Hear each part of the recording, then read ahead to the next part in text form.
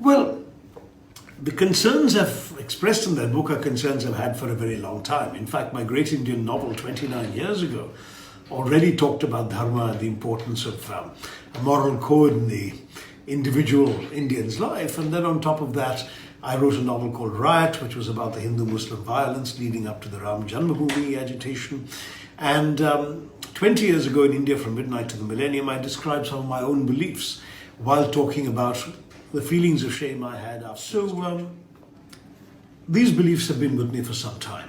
Now I'm living in an India in which, unfortunately, we can't escape the pervasive arguments about the Hindutva version of Hinduism and the fact that Hinduism has been transformed into a badge of political identity means that for people like me, it becomes indispensable to interrogate ourselves and the nation as to what Hinduism is all about.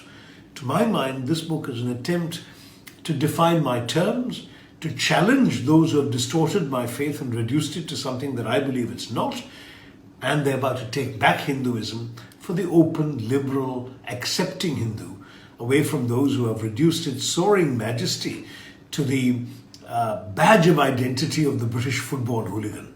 That's what they've done to it, and I don't believe that that's what my faith is all about.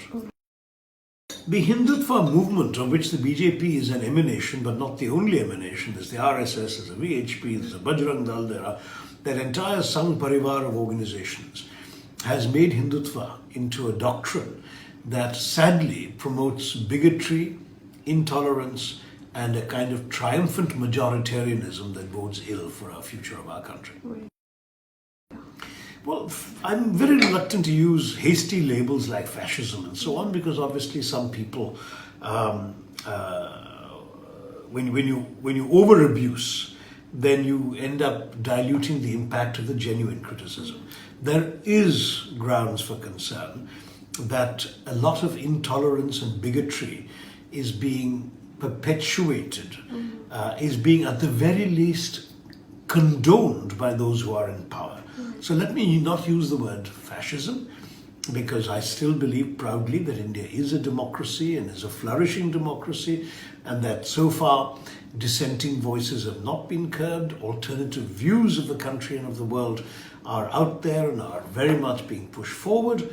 Having said all of that, let me at the same time acknowledge that that in our democracy, I've never seen or heard some of the things that we have seen and heard in the last few years, where a member of the Council of Ministers can divide the nation into Ramzadeh and Haramzadeh, believers in Ram or bastards. That kind of language, and she is allowed to continue as a minister. Or another minister saying, if you don't support our party and Narendra Modi, go to Pakistan. But why Pakistan? If you want to send your enemies as far away, why not suggest Canada? But it's actually Pakistan because there's a certain unsubtle, bigoted message being sent. And he's still the Council of Ministers.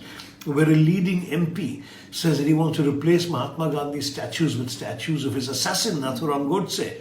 And he is still chairing parliamentary committees for the BJP. So where is the BJP's real heart and mind? The Prime Minister usually says nothing. And when he does say something, it's often too little, too late. But he doesn't do anything to curb this kind of talk. And that is certainly extremely worrying.